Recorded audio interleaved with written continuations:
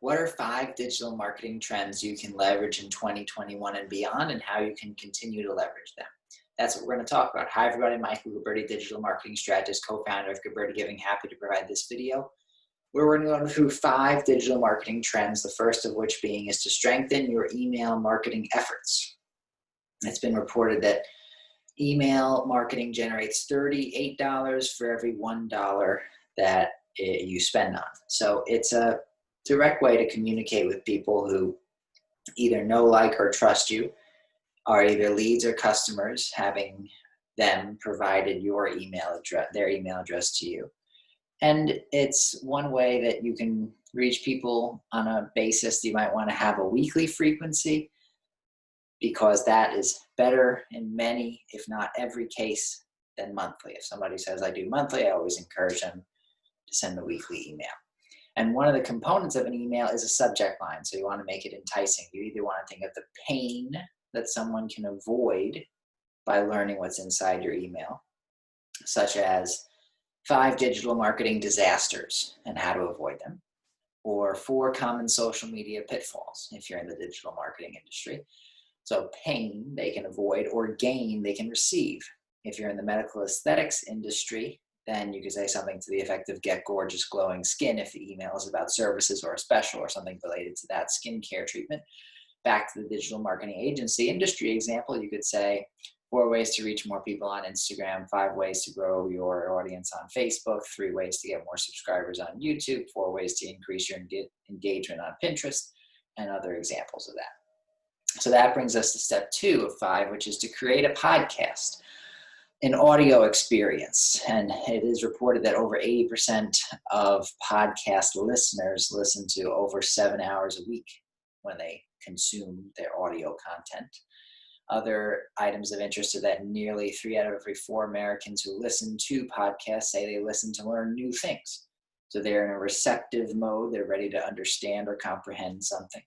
And then 155 million Americans, which is approximately 47% of the population in this country, have listened to a podcast at some point. And then to conclude with the podcast stats, 45% of people who listen to podcasts have a household income over $75,000. So it gives you a sense as to both their habits and the type of people that you're reaching. Which brings us to step 3 of 5, which is to collect and share your reviews. Great tool for social proof and a nice way to demonstrate your credibility, because 90% of customers read online reviews before visiting a business, and 88%, it's been reported, of customers trust online reviews as much as personal recommendations. So you want to look to leverage those. What can be done? If you have reviews on a Facebook page, Yelp account, Google My Business account, if people have emailed you or texted you anything complimentary in the past or the present, remove their names for privacy reasons and take their feedback and share it in your review of the week. In your emails. Remember, we're sending out a weekly email now. Put a section in there that says review of the week or review spotlight. Then you could also incorporate these into your paid ads, into your posts, into any and all communications that are appropriate for you to put a very useful tool, which is a testimonial. For example, if you take it to another level and say that I'm going to take all my reviews and I'm going to do a keyword analysis, and I'm going to see which words my customers use the most often to describe my business. I did this recently with one of my clients in the medical aesthetics industry, and I have the results for you. One is that the word great was mentioned 67 times, love 46 times, amazing 45 times, professional 33, comfortable 32, friendly 28. When you have the words that your customers most often use to describe you, weave them into the wording that you're going to show them in the ads.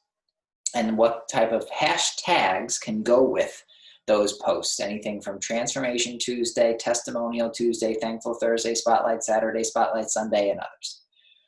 Which brings us to strategy 4 of 5, which is to leverage the pay-to-play platforms and track the important metrics. If you're going to run paid advertising, let alone advertising of any kind, there are some numbers of interest to keep in mind. One, where do you run these paid ads? numerous places include Instagram, Facebook, YouTube, Pinterest, and others. And after you identify your budget and you create a campaign, pick the goal, you're going to at one point want to analyze how you did. And then you'll be presented with a dashboard from one of these places. If you run ads on Facebook, you'll go in the Facebook dashboard. There's over 100 different metrics just on a single page display in the Facebook ads dashboard, which is like having a car with 100 different speedometers. You got to know which ones to look at, which are reach, impressions, cost per result, the amount spent, the frequency, which ads are performing the best, the number of leads and or customers generated from the ads, and ultimately, what did you spend and what did you generate? Compare that against each other to see where the performance of the campaign stands. And then you got to pick a time frame that you're going to look at what you generated. And this comes down to your personal preference. Some business owners I work with say, I'm going to look over a year. I'm going to see what did the ads generate over the next 12 months after I started them. Okay. Some people say that's good, but I'll do 6 months. Some people say that's good, but I'll do 1 month. Everybody is different. So you got to pick a time frame to identify the return on investment for your campaigns, which brings us to the last strategy, which is to consistently communicate with your audience. It's a hallmark of good marketing. And whether you're publishing videos, sending emails, putting out push notification messages, it can benefit you to be consistent. And in many ways, it's like compound interest. If you're familiar with that, it builds on itself. The more you do it, the more it supports its own cause. So to bring it all together, if you implement these 5 strategies on a regular basis, then it can help your chances in connecting with people, establishing touch points with them, and building the trust that leads to purchases and referrals. Those are your 5 digital marketing trends about how to both leverage what are useful in your marketing and continue it on through 2021 and beyond. If you want more strategies like this to grow your business with digital marketing, just go to michaelguberti.com. And if you just want all of this done for you all together, go to michaelguberti.com/schedule, where you can schedule your discovery call so we can discover if we'd be a good fit to work together. Thanks for taking the time to watch this. Until next time, dream big, achieve greatness, and unlock your potential today.